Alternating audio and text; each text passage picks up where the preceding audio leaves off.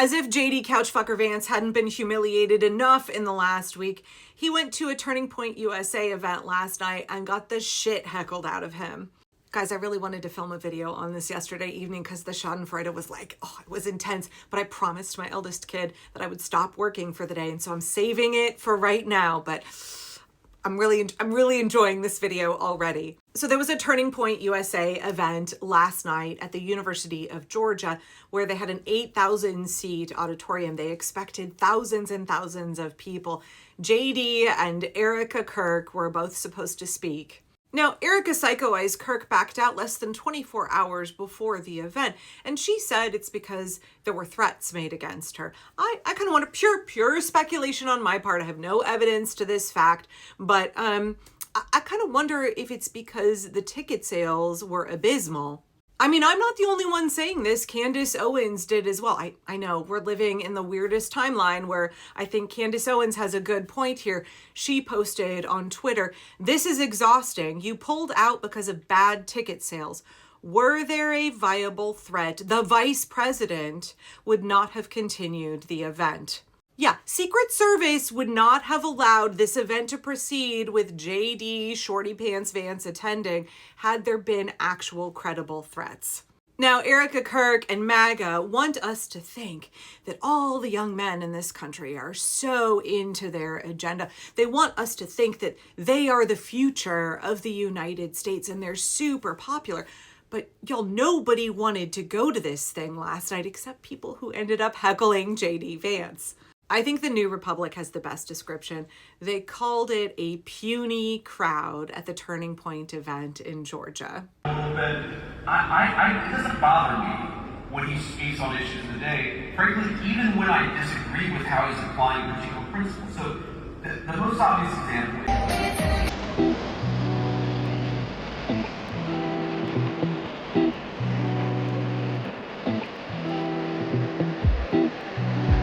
That's right, puny is the best word. Empty seats everywhere.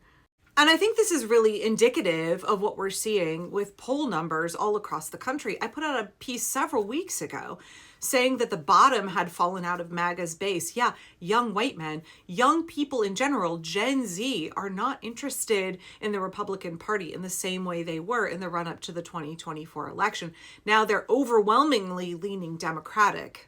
And we see more of these really progressive populist candidates like Graham Plattner, even still Bernie with his Fight Oligarchy tour. We're seeing more populist candidates on the left recapture a lot of these young people who leaned toward MAGA, leaned into what Donald Trump said, because he said that he was going to make America great again. He said he was a billionaire who was going to work for the working class, and they believed it. He was a really effective faux populist, but now that his brain is literally melting out his ears, he can't maintain his faux populism at all, and neither can Republicans. They're telling the American people, like, you have to be down with higher gas prices. The pain is going to go on for a while, and it's your patriotic duty to suffer for Donald Trump and his war of aggression on behalf of Bibi Netanyahu. Y'all are suffering so that Donald Trump and the United States can be Bibi Netanyahu's lapdog and puppet. And young people are like, no, we would actually like populists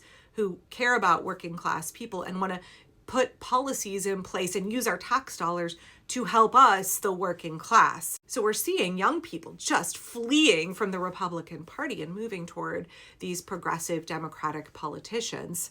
And I think the paltry crowds, the puny crowds at last night's TPUSA event really illustrate that truth, that reality. Okay, so JD Vance has been fucking up all over the place. I saw an article, oh gosh, I forget where it was. Sorry, if I find it, I'll drop it in the video description. But it was saying that JD Vance now risks being the face of Donald Trump and the regime's failed foreign policy agenda. That JD Vance is now linked inextricably to failure to negotiate peace in Iran. JD Vance is now linked to the United States spending billions of dollars a day to get what? Nothing? Lose access to the Strait of Hormuz, put a new Khomeini in power who hates the U.S. and is more radical than the previous one, right? JD Vance is now tied to all of that. JD Vance is now tied to failure in Hungary. He went to stump for Viktor Orban, and then days later, Viktor Orban lost massively huge movement of the Hungarian people to boot his ass to the curb. JD Vance, your boy didn't get reelected. The people of Hungary rejected you and your agenda along with Viktor Orban. Just like Germans rejected you and your agenda when you went to go stump for the AfD party.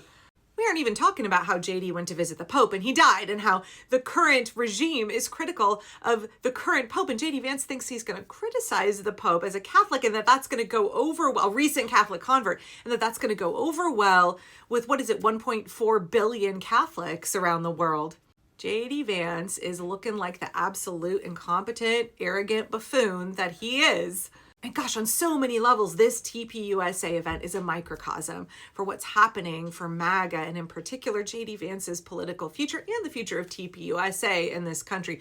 Nobody wants to be associated with them. I know I keep saying there's like the reek of the regime that gets on candidates. When Donald Trump and JD Vance and also the right-wing oligarchs endorse candidates, they lose. JD Vance has the reek of the regime on him, but also just the aura of like an absolute fucking loser. President Trump multiple times called the files a hoax. The acting attorney general said Epstein shouldn't be a part of anything at the DOJ. If there are compromised government officials in those files, how can the public trust that this administration will hold anyone accountable when its own Justice Department is actively blocking the investigation? Given that, can you clearly articulate your stance on whether federal entities should have a formal investigation? Thank you. Yeah. So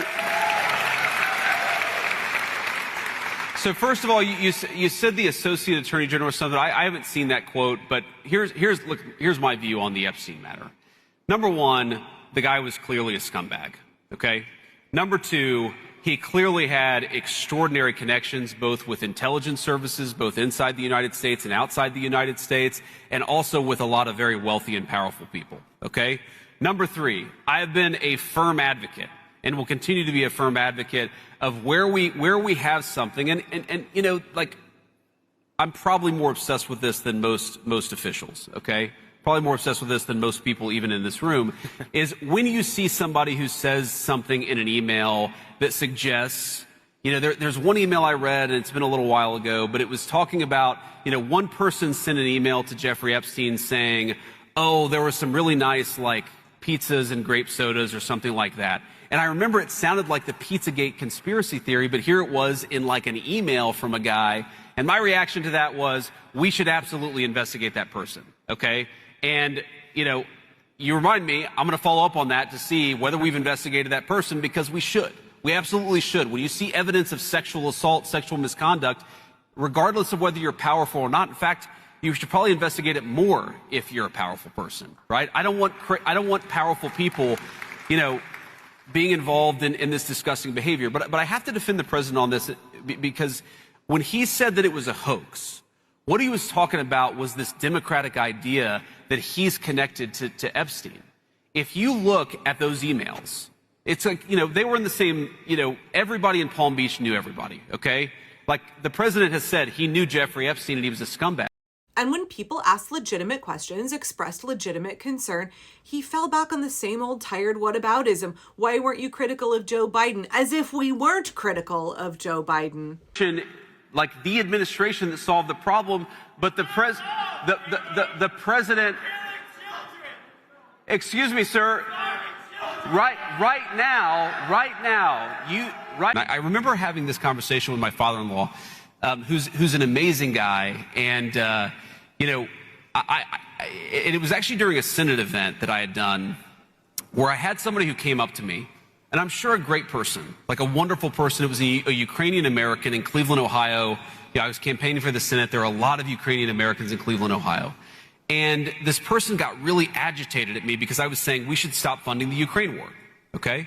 And I still believe that, obviously, and it's one of the things I'm proudest that we've done in this administration, is we've told Europe that if you want to buy weapons, you can, but the United States is not buying weapons and sending them to Ukraine anymore. Way back last year, early on, I said when Elon Musk was running the illegitimate department known as Doge, that the more we saw of him on camera, the more he would give people the ick, right? The more public demonstration of what an absolute weirdo Elon Musk is and how he's just like high as balls on Special K all the time, that he would turn people off, right? He had this kind of charisma. I don't understand it, but whatever. Okay, people liked him based on the things they saw him posting on Twitter, but they hadn't seen that much of him in interviews. And the more people saw, they were like, oh, this guy is yuck. I think the same thing is true with JD Vance, right? The more people hear him speak, he is very, very uncharismatic. He's smug, he's arrogant, but he's not super smart, and he's obviously not skilled at negotiating. He's not a skilled diplomat. He bungled it in Iran. He doesn't even know how to handle these kinds of questions from the American people, like really simple questions, without falling back on just the most tired, attempts to obfuscate and deflect. I know that MAGA is pinning all their hopes on JD, and they think that he's going to be the next president. He sure thinks he's going to be the next president, right? This is why he sold his soul. He was a never Trump guy, right? He wanted progressive, populist politics, and then, boy, he flipped the minute Peter Thiel bought him. He was like, I'll be a Republican. I'll be MAGA. I'll sell my soul because it will get me a pathway to the presidency. That Peter Thiel thought he would then have his own personal puppet in the White House that he could control and implement this technocratic feudal state, whatever. Right, it doesn't mean that JD Vance knows how to lead. It doesn't mean that he is skilled at all. It just means he has tremendous ambition and no scruples and billions of dollars of money from nut job Peter Thiel. All these guys are real fucking weirdos. And the more we see of them on camera, the more people are turned off. The Republican Party thinking that JD Vance is their hero who's going to launch a dynasty of MAGA. I am totally looking forward to that imploding on them real hard. So what do you think as it started hailing really hard all of a sudden? I don't know if you can hear that on camera. Was there a real threat against Erica Kirk? Is JD Vance the future of the Republican Party? Or does he now have the reek of the regime and his own incompetence all over him? As I said yesterday, is JD Vance the kiss of death now for all of MAGA's agenda? Wait, better yet, is JD Vance the typhoid Mary of MAGA?